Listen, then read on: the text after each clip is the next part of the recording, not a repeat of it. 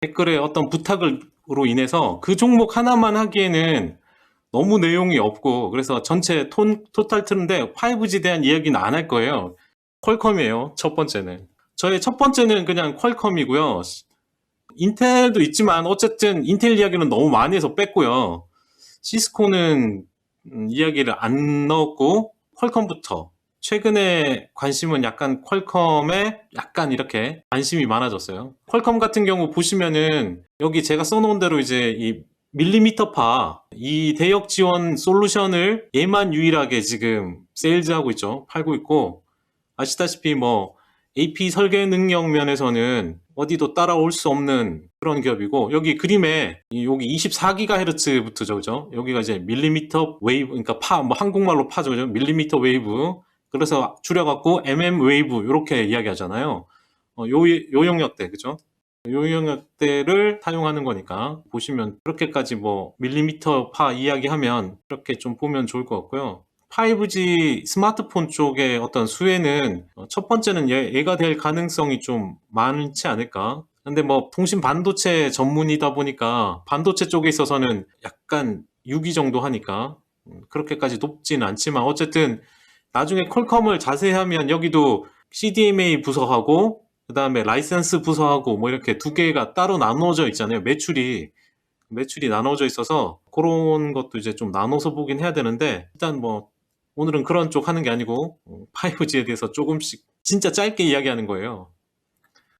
그리고 5G를 하게 되는데 이런 과정을 거친다고 합니다. 그러니까 LTE나 4G 쪽보다 상당히 복잡해졌어요. 안테나부터 해서 필터부터 해서 되게 복잡해졌는데 RF 모듈화 요 단어도 중요해요. RF 모듈화가 5G 들어서 이렇게 좀 모듈화가 되고 칩의 ASP니까 가격이 많이 올라가겠죠. 여기 이제 스카이웍스에 따르면은 여기가 스카이웍스에 따르면 보세요. 4G든 뭐 LTE든 여기보다 부품 수가 거의 2배 이상 들어가죠. 스위치 같은 경우는 3배. 여기 마지막에 있는 캐리어 어그리게이션 뭐 컨비네이션이라고 해서 CA 콤보 뭐 이런 쪽으로 한국말로 하는데 이거 같은 경우는 거의 뭐 20배죠.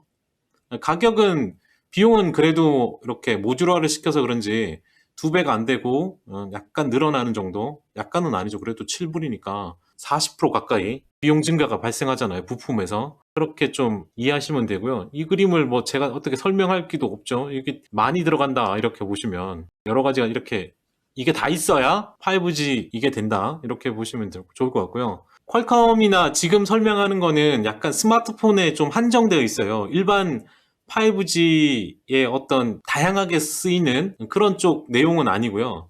그러니까 인텔이나 시스코 이런 쪽하고 약간은 그러니까 좀 분리해서 지금은 스마트폰에 국한해서 조금 볼 수밖에 없는 게 분석을 요 종목이 약간 이쪽에 치우쳐 있기 때문에 이런 쪽 이야기만 오늘 짧게 하려고 하는 거예요.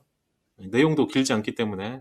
퀄컴 같은 경우 보면 이런 방식으로 여기 스마트폰에 보시면 여기 칩 들어가고 양쪽으로 이렇게 그죠? 모듈이 다 붙어 있는 그런 모습이고요. 네, 퀄컴에 뭐 당연히 스냅드래곤이 들어가겠죠. 퀄컴에서는 2022년까지 5G 스마트폰향 반도체 칩에 관련 시장이 350억 달러 정도 이렇게 늘어날 걸로 보고 있는데 결국 스마트폰 출하량이 계속 늘어야 되잖아요. 그게 이제 2020년, 21년, 22년까지 해서 3배까지 이렇게 늘어나죠. 그죠? 2020년에 최대 2.2억 2,500만 대인데 2020년에는 7억 5천만 대 이런 식으로 늘어날 수 있다고 보는 거니까 이대로 가야지 퀄컴 주가에도 도움이 되겠죠. 그런 쪽으로 좀 보면 좋을 것 같고요. 부품 수가 늘어난다. 그 다음에 가격이 올라간다. 당연히 그 스마트폰 가격도 어쩔 수 없이 올라갈 수밖에 없는 그런 게 좀 있겠죠. 그죠? 퀄컴에 대한 요약을 좀 하자면 좀 전에 말했던 MM 웨이브 이쪽의 기술력에 있어서 다른 쪽과 좀 차별화되게 뛰어나다. 이렇게 좀 보면 좋을 것 같고요. 그리고 이제 RF 모듈화를 통해서 가격을 좀 높이고 단가가 높아지기 때문에 그리고 이런 단가가 높아지면 로열티 수익도 늘어나게 되겠죠.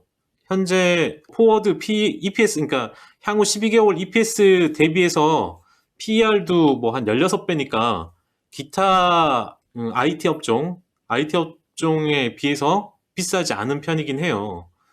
과거 기준이 한 20배 정도 받았으니까 조금 상승 여력은 있는 그런 기업이고 대형주다 보니까 크게 아주 큰 수익률을 기대하기는 뭐 그렇죠. 솔직히. 그렇게 좀 보시면 좋을 것 같고요. 마콤 테크놀로지라고 해가지고 이 기업 보시면 스몰캡이다 보니까 거의 뭐 아시겠지만 반토막 났다가 다 회복한 모습이죠. 특히 하드웨어 쪽인데도 불구하고 거의 다 회복했다는 거는 5G에 대한 기대가 상당히 있는 거죠.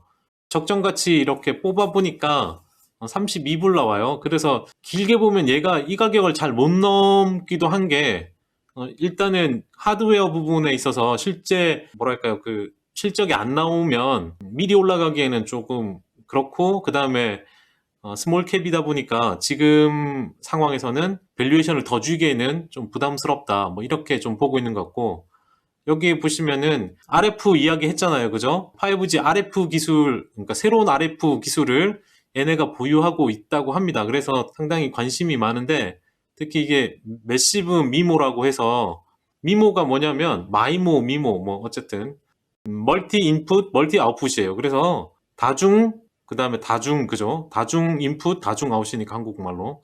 결국 이 말은 안테나를 여러 개 이용해서 송수신을 하는 겁니다.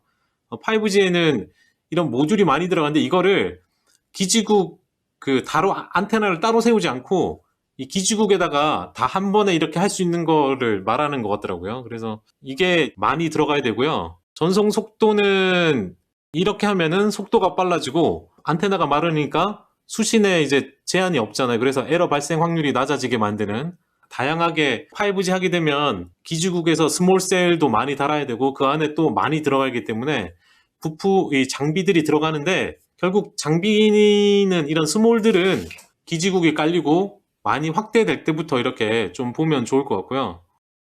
그 다음에 이제 보잉고는 여기 보시면은 밀리미터 웨이브 스펙트럼, 5G 이쪽에 관련된 회사.